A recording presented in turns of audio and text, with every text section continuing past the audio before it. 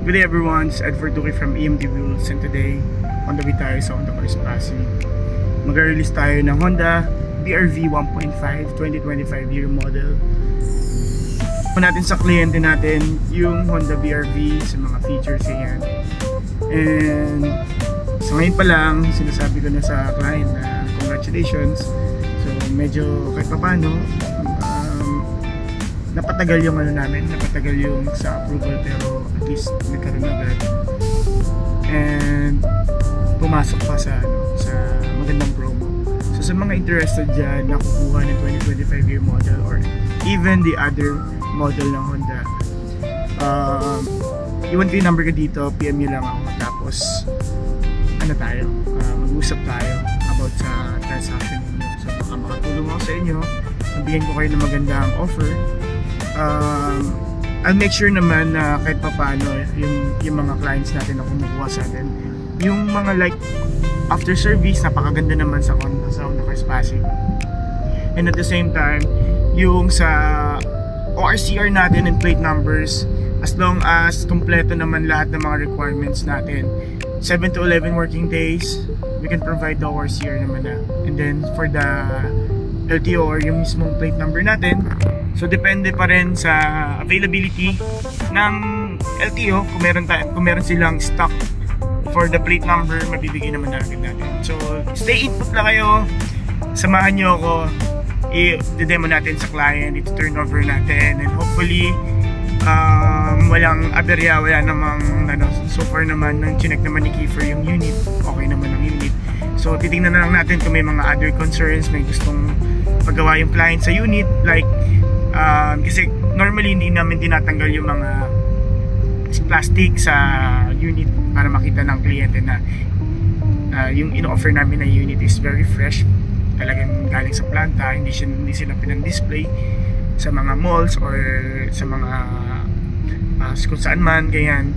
So pinapakita natin na maganda, so talagang fresh, very fresh naman kasi 2025 year model naman itong ino-offer natin. So samahan nyo lang ako, stay input lang kayo kung interested kayo para at least magkaroon kayo ng idea about sa Honda BR-V. Samahan nyo ako guys.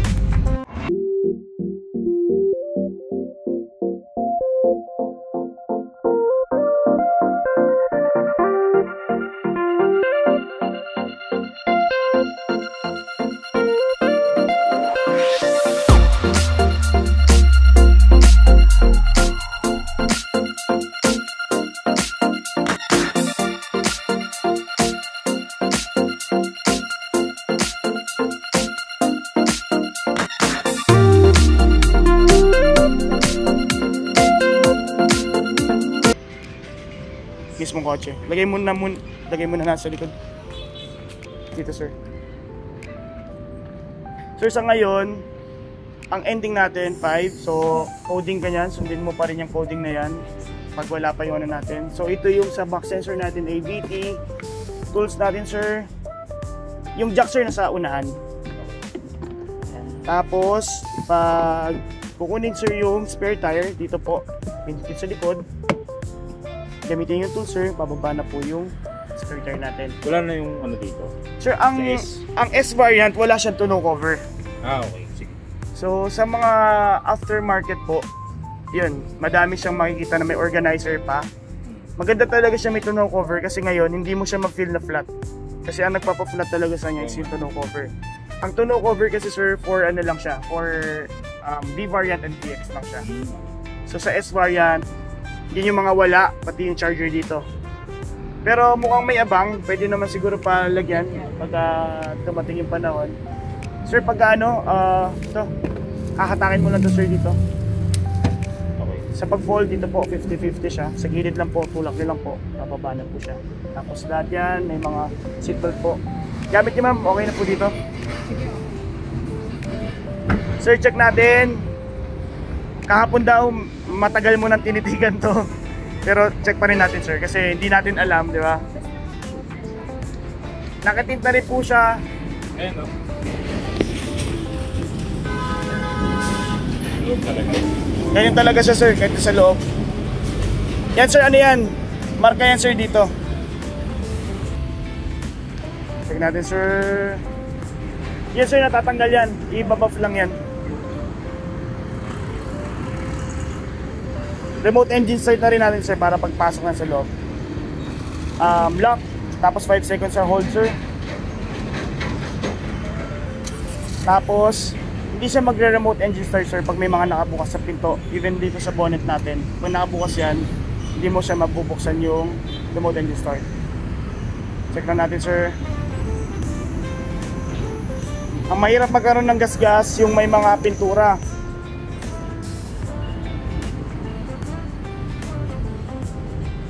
Watermark sir yung ano, baka may tumalsi kanina dun. Nasa wash bay kasi siya kanina. Natuyo lang. Ito sir, wax. Ba't di ka nagpasirami sir? Dapat nagpasirami ka na din.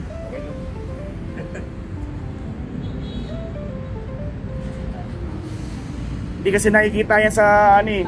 Sa loob. Oo, sa loob. Kaya, yun lang sir, paano ko yun? Paayos natin. Tapos sa...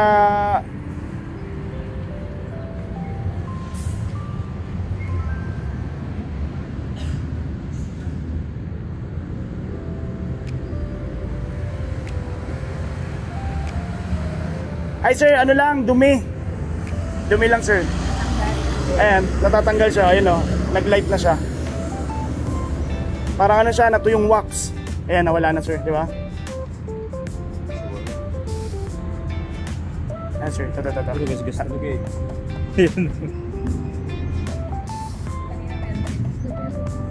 Ayan sir, nawala. Yung sir, yung mga hair scratch niya, yung mga hair scratch, hindi talaga siya may iwasan. Kaya maganda talagang, kaya may tinatawag tayo sir sa ano, sa ceramic coating. Ko-correct nila, paint correction. Sa paint correction kasi sir, lahat ng may mga ganong hair scratch natatanggal. Then tinatanggal nila sir. Before nila yes sir. Buffing nila sir. After nila i-buffing, lalagay nila, i-apply na nila yung sa may ceramic coating. Yun kasi yung kinagandaan sir sa may ceramic coating. Ko-correct nila yan, yung mga hair scratch mawawala talaga. Tapos parang tataputan nila. So every time na magpapakarwash ka, parang laging ganito yung quality. Next year siguro. Pag-isipan mo sir, pag-isipan mo. Next year, January, next year na. Sir, ganito, pag ni-remote engine start natin, hindi mo siya mabubuksan kasi for safety. Kasi kunwari ganyan, nakabilad ka sa araw, para lumamig na agad yung kotse. So ngayon, pagka alis ka na, as long as makikita mo kung gaano ka... Ang tanong kasi kung gaano siya kalayo, pwede mong i-remote engine start. As long as nakikita mo siyang umiilaw, ibig sabihin yung remote niya na detect niya. So ngayon, pagpapasok na tayo sir, since hindi tayo naka-smart entry, pindot lang tayo dito sir. Pasok na tayo sir. Dito muna ako sa ano, unahan. Ma'am, pasok na po kayo ma'am.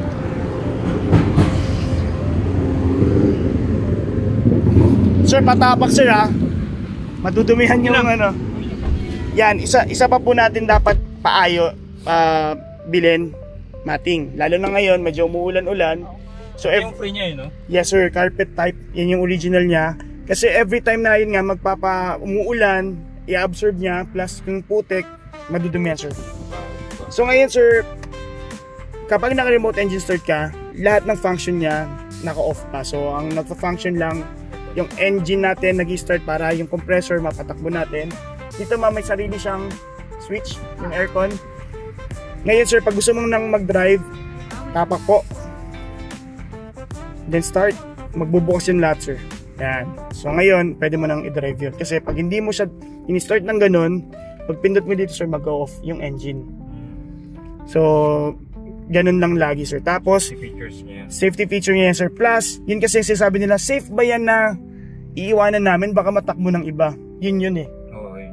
So pag pinindot mo yan, off na yan. Tapos wala kang remote, mag-off talaga. Pero ang hindi safe sir, yung iiwanan mo yung kotse mo, tapos in-start mo to. In-start mo na to. Kasi pag nilabas ko yung susi, madadrive talaga siya. Pero may certain distance siya na mag-off. Pero hassle pa rin, di ba? Kasi yung iba tinatanong, sir, paano kung yaran sa tabi lang ako, bibili lang ang Dunkin Donut dyan, iwanan ko. Okay lang ba? Ganon, hindi siya talaga okay, di ba? Kasi parang yung kotse mo na kahit anong kotse naki-start, unsafe talaga kasi naki-start yung engine. So ngayon sir, dito check natin yung mga ano, yan, magalaw po, kabila, baba, kaliwa, kanan, okay naman siya. Yung window natin sir, ay mamag muna po, kakakabit lang, so bigyan natin siya hanggang Monday, pwede nang ibaba. Pero ito po, lahat naman siya gumagana kasi sinasagad dito naman yung cut ng mga tint natin. Tapos lock ko lang po para hindi po mabuksan muna dun sa likod. Then yung pinili nyo, ano sir, ano to? Medium? Medium okay na to. Kasi kaysa mag-dark ka sir, pag madilim yung may part na sa tagig, may part na medyo madilim na walang poste ganyan. Ano, kasi pang isa na yung dark eh. Kasi inisip ko lang yung asawa ko. Pag ikaw magdadrive ma'am, yun lang. Or isang way niyan sir, magpa-ceramic tint ka. Yun yung pinaka the best. Pag nagpa-ceramic tint ka, pa-ceramic ka niyan, kahit saan sir, maganda kasi yung ceramic talaga. Kasi pag nagpa-carwash ka niyan sa labas sir, yung mga basahan, yung mga dirt yun, punas dyan sir, magkaka-swirl marks pa yan, mas madami. Then dito sir, vehicle stability assist for traction control. Pwede mong i-off, pero syempre since may ganyan siya, safety feature yan para hindi ka mag-oversteering or understeering. Naka-on yan? Naka-on lang yan lagi sir. Tapos dito naman sir, may lock. Yan, lock. Then pag hindi ka nakapag-lock, nakalimutan mo, nag-drive ka, 15 km/h mag-auto door lock siya. Ma-reach mo lang yung 15 kilometers. Sir, dito pag open ng gasolina natin sa tank, dito lang lagi sir, pag hindi nakakalimutan mo kaliwa kanan, tinuturo niya lagi kung nasaan, nasa kaliwa. Yan po. Tapos dito sir, yung sa trunk na, sa bonnet natin or sa hood, yan po. Check na rin natin mamaya. Then dito naman sir, yung sa headlight, on off, yan. Tapos fog lights, high beam, low beam. Tapos dito naman sir, yung hands-free natin.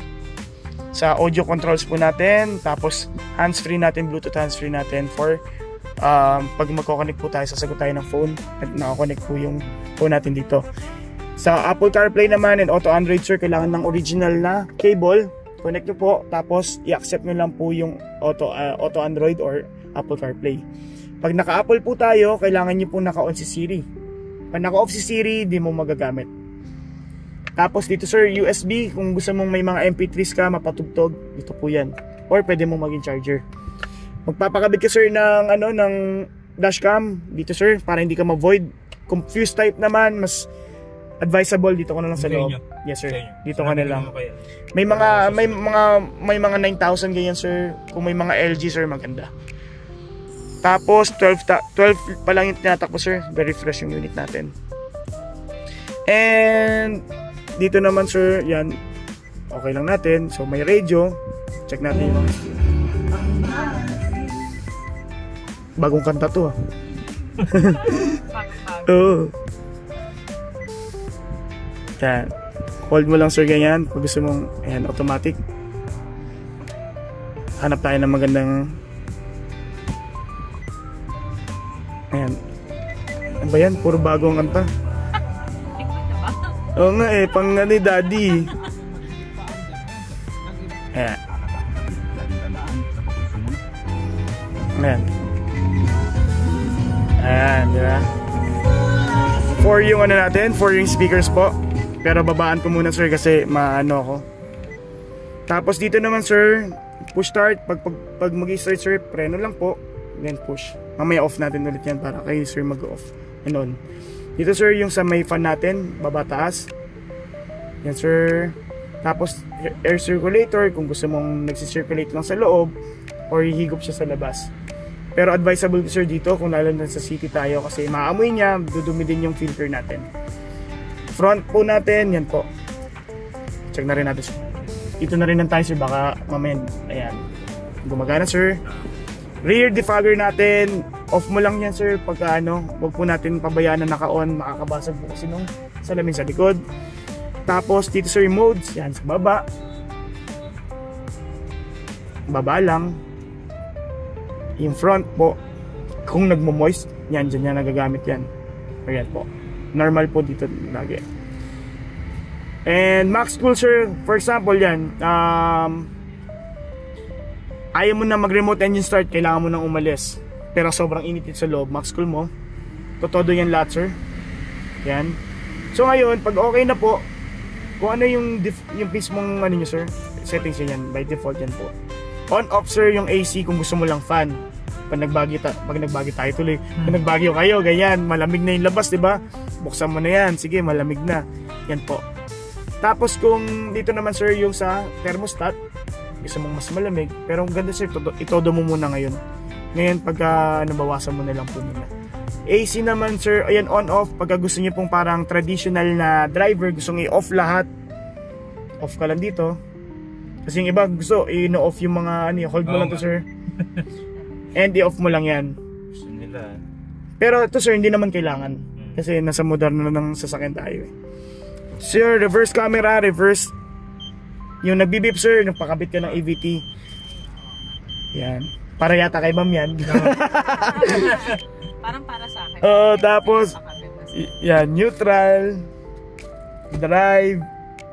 So sa drive sir, normal driving, sport mode po, kung gusto nyo masyadong ano, matulin ganyan. Ginagamit niya sir downhill tsaka uphill. Pagka medyo bitin ka sa uphill, low gear mo sir. Pero normally naman sir, kahit pito dito, kaya naman ang D mode niya.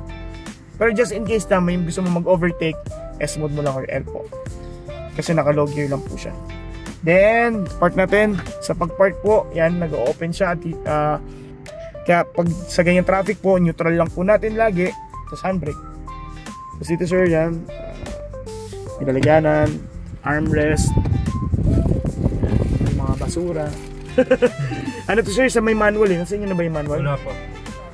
Ayan pala. Ayan, nandyan na, tinanggal nila. Nilagay nila. Kunin ko na sir. Or, actually ano to eh. Ay, wow. Ano pala to sir? Dito pala yan. Diba? Sabi kasi yung fresh na fresh eh. Tingnan natin, tanggalin. Tanggalin ko na sir ha. Sige. Baka dumulas naman. So hindi lahat, pag napansin mo sir sa mga vlog ko, hindi lahat may mga plastic. Kasi yung iba tinatanggal na minsan. Yan, plastic. Sa likod na, yan. Invoice lahat. Sir, yung sa gasolina mo nandyan na? Hindi ko lang sure eh. Pero sabi ni Jerome kanina, sasamahan niya daw kami. Pagas. Sir, ano ka na, okay ka na ba mag-drive? Di ka, okay naman. Kasi, nandyan na ba yung gas sir? Di, check na lang natin sa loob sir mamaya sa kanya. Pero dali na natin sir, baka nandyan. Off ko muna sir kasi wala kang gasolina. Pag galing planta sir, wala talaga. 0-0 to. Check natin sir yung sa engine. Baka naka-turbo pala to sir, no?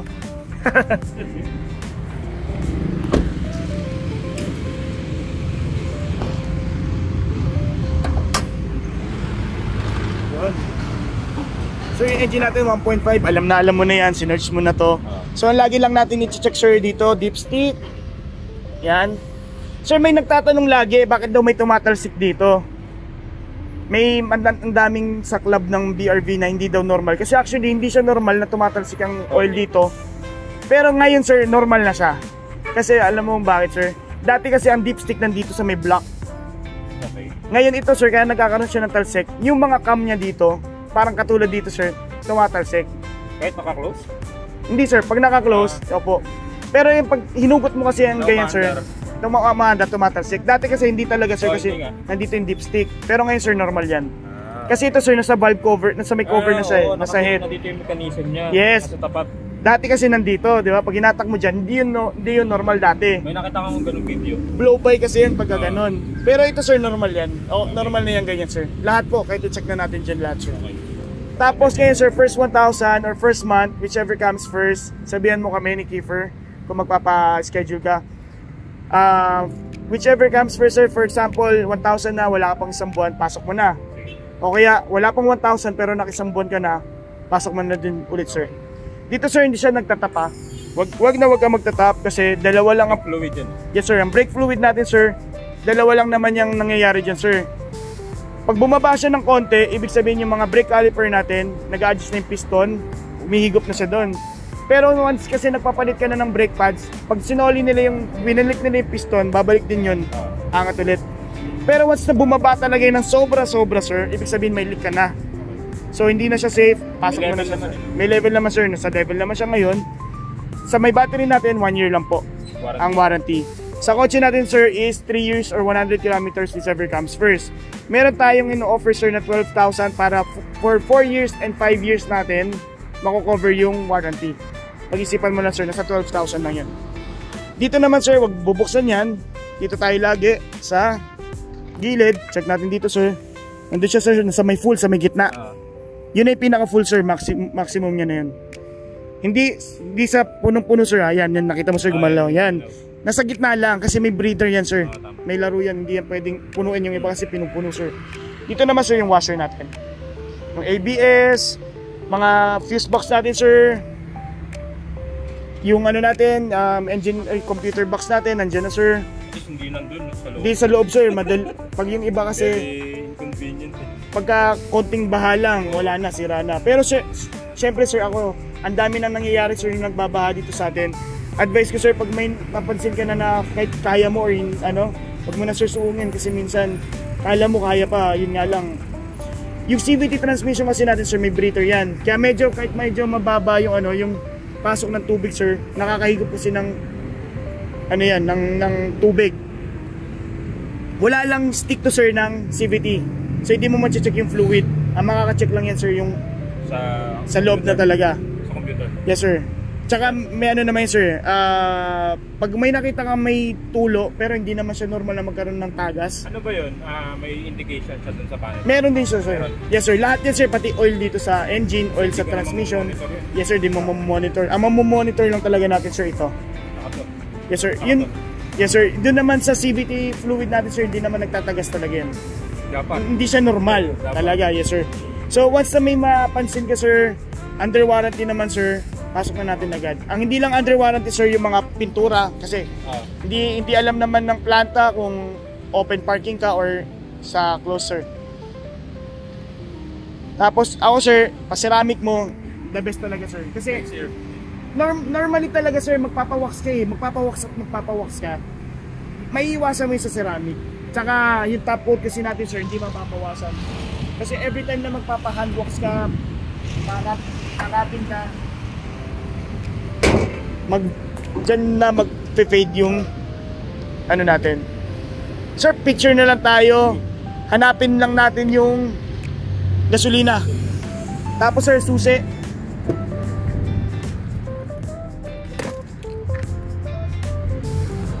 Sir, congrats.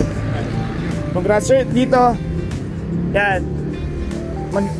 Magaganda pa. Ibig sabihin, ito okay lang sir matanggal. Pero pinapakita ko sa inyo sir na hindi pa siya faded, hindi pa siya nauulanan. So fresh yung unit.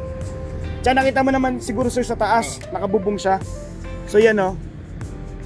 Fresh na fresh. Kasi yan, pag nabura-bura na yan, medyo na ano na siya.